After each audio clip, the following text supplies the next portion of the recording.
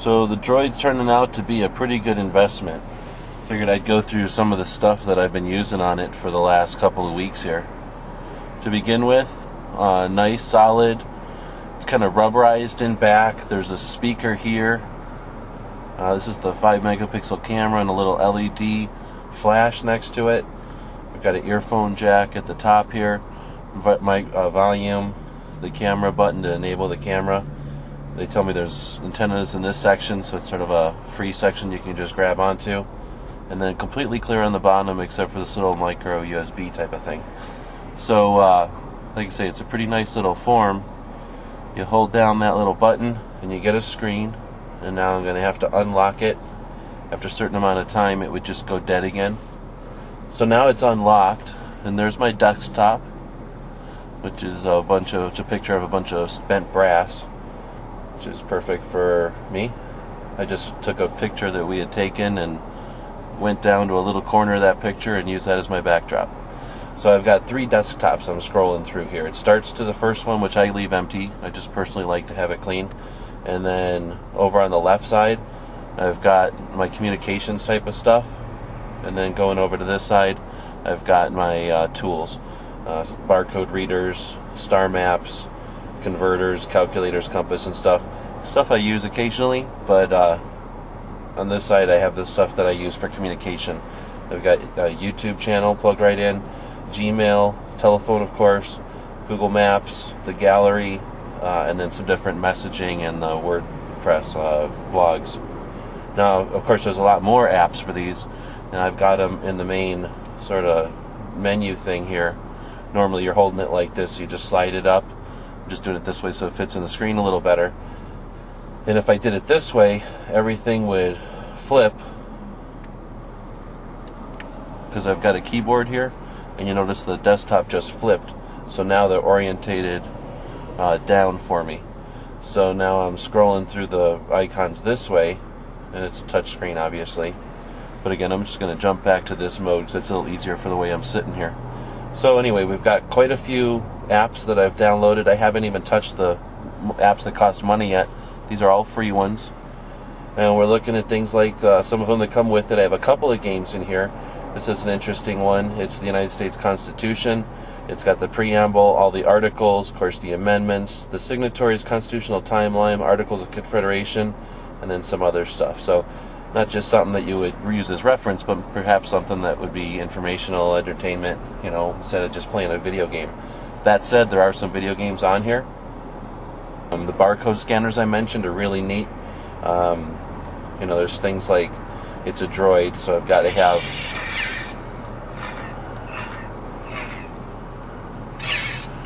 lightsaber.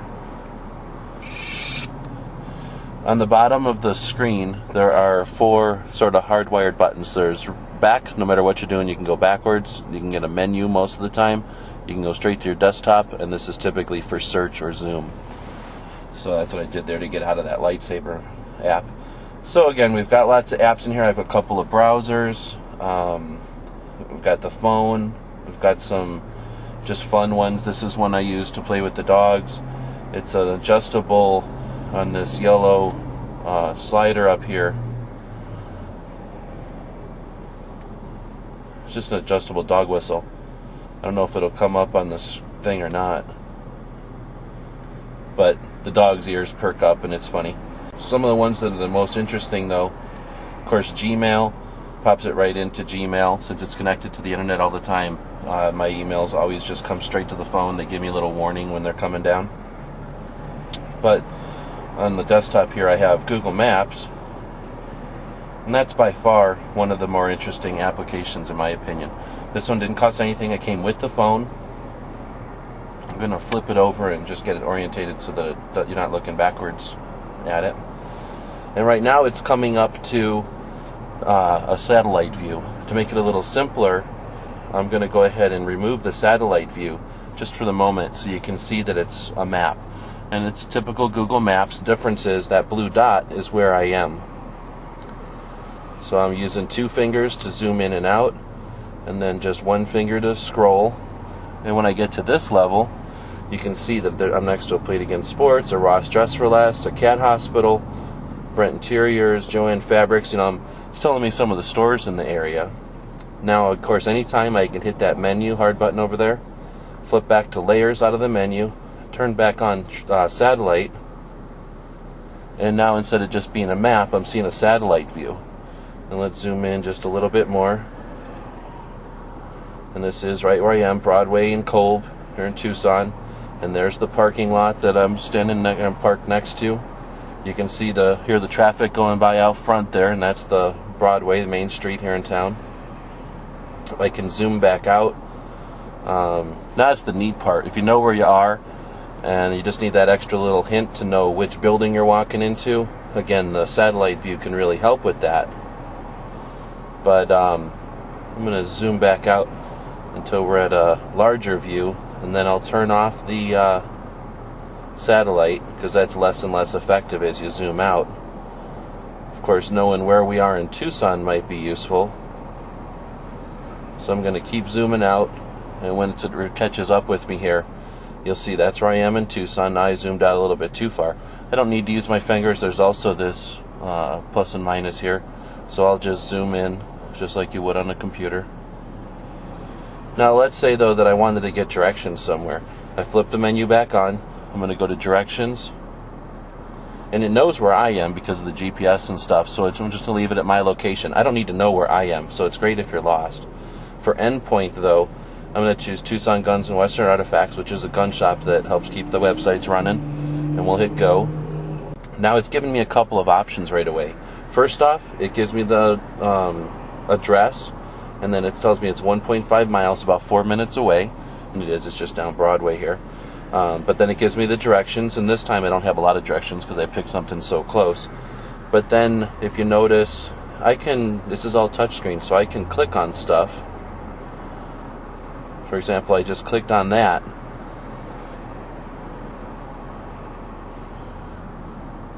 And it's showing me the street view of where the gun shop is. Doesn't look so interesting now, but let me start touching the screen. So now I know what the area is going to look like when I get there. If there was big buildings, I could look up. If there was holes in the ground, I could look down. But again, I have a pretty good idea of what that area is going to look like when I get there. Anyway, I'm going to go back now. And that was when I had clicked the address, the final destination. But let's say I'm not familiar with the town. I can have it show me it on a map. And now I have a quick indication of where I am and where the shop is. Now again, I picked a pretty lousy place because it's a straight line down the street from me. But if I would have picked someplace more complicated, of course I would have had a more complicated map to get there. And that will make a phone call, because this is a phone after all. I'm going to hit that hard back button. And I went too far, so I'm going to hit go again. But what I wanted to show you is navigate. Now this, I can close it up and just take this along with me, put it on my dashboard, or get some sort of a mount.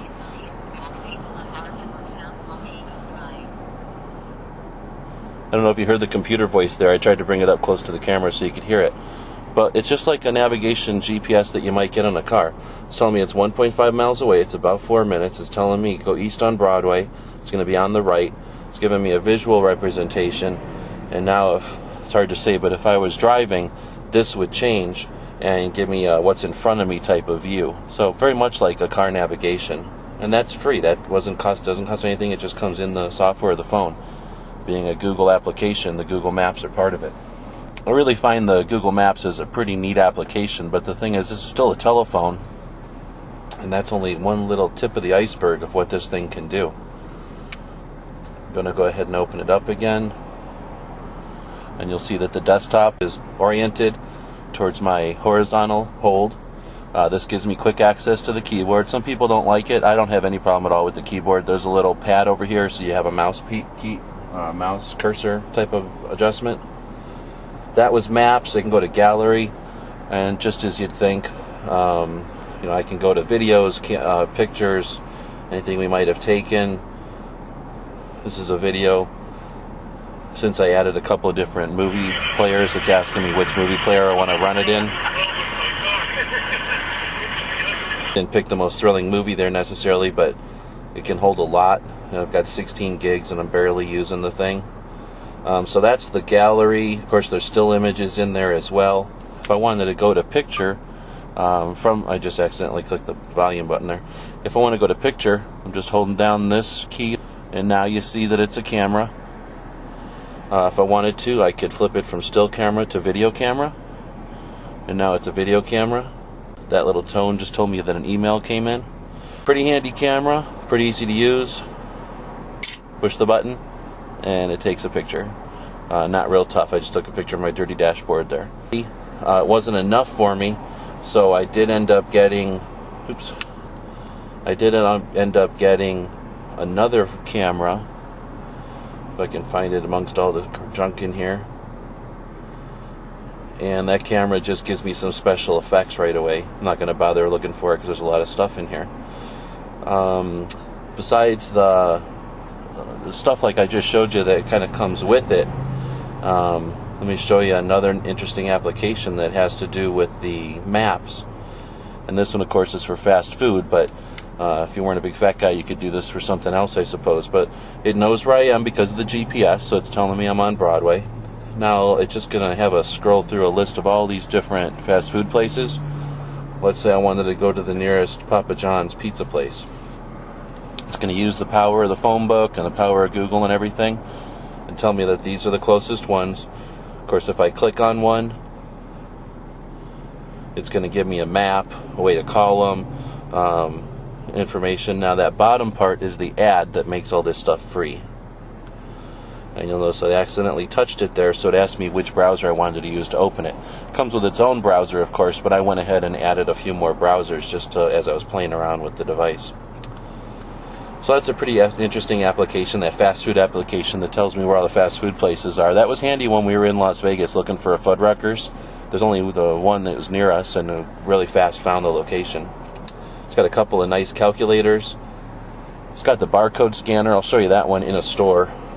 If you want to make a decision, you see that it uses the gyroscopes or whatever to know, where bottom is, where down is. And I can flip this coin anytime, and it's going to give me a random flip. So that kind of stuff is neat. Again, free. I'm not sure. I could go on and on looking at applications. I don't want to make this an application video. I've got Spanish language flashcards. I've got a few different browsers. Just lots and lots of stuff in here. Of course, another application that came with it was a music player. So it is an MP3 player, and it plays just fine. Music. So I'll just touch on music there, but it does have a pretty nice MP3 player. The speakers are super loud. Some of the neater stuff that's in here now, it's not nighttime, but if it was, I would simply hold this application up where the different constellations are. I could ask it where the different planets are. It's really hard to figure it out with the way that we're looking at it here on the thing. A real-time look at the whole sky, the whole hemisphere. So a really neat application that lets you see what the constellations are up there by simply holding the phone in front of your eyes. You see the stars, you pull the phone away, you know what the names of those stars are and how the constellation works. Again, I think I'm going to cut it at this point. I'm not sure if this is even coming through. This is about the 4th or 5th time I've tried doing this video. Reason is because of the reflection. It's either the reflection of the camera the whole time that's distracting or reflection of my face the whole time that's distracting. So just wanted to give you an idea of what the Droid can do. So just like any phone, you've got an email. I have to check that out but I just want to show you it's a real phone. Email all the time, instant messaging all the time, easy to use. Let's say I wanted to jump over to the messaging. It's going to give me a list of people I've been messaging with recently. You see the screen here where I can type, and it gives me a keyboard. And if you notice, G, O, L, and then it's giving me some options here. So back one, if I meant to write golf, meant to write golf, it's got most of it written there. And once you get used to that, I don't know what that's called, but once you get used to that, like, prompt, it's really simple to start typing. Better. You know, I spelled it really wrong, but it went right to better. This is the worst demo of this keyboard I've ever seen, but the idea is that even though it's a little tiny keyboard, when your finger's on it, you get a pretty good indication of which one you're actually touching, and when you let go, that's the letter that appears. You've got delete and stuff, you flip over to numbers, but if that's too much for you, just flip over to the real keyboard. Or if that's not convenient for you, I'm kind of doing it at an angle, that's why I wanted to show you. You get a keyboard either direction. So now you've got a touch keyboard again, but it's much larger to deal with. So, wanted to show you a couple of features of it. Hopefully I didn't put too many private information up there or get my face in it too many times, but that's the Google Droid, or the Motorola Droid with the Google OS. Ends up costing $30 a month for the data plan, and then your phone plan on top of it. So right now this one's costing me about $80 a month. The phone itself was around $200 depending on where you buy it. You can get a little cheaper if you have time and you buy it online, or a lot more expensive if you go straight to Verizon and buy it. It does use the Verizon service. So far I've had no problems. We took it up to Vegas and it worked awesome. Using it around town here in Tucson also works great. So aside from the fact that if I drop it I wasted $200, I'm really satisfied with this phone. Really a neat phone. Shut it down by clicking the button. Now it's safe to put in my pocket.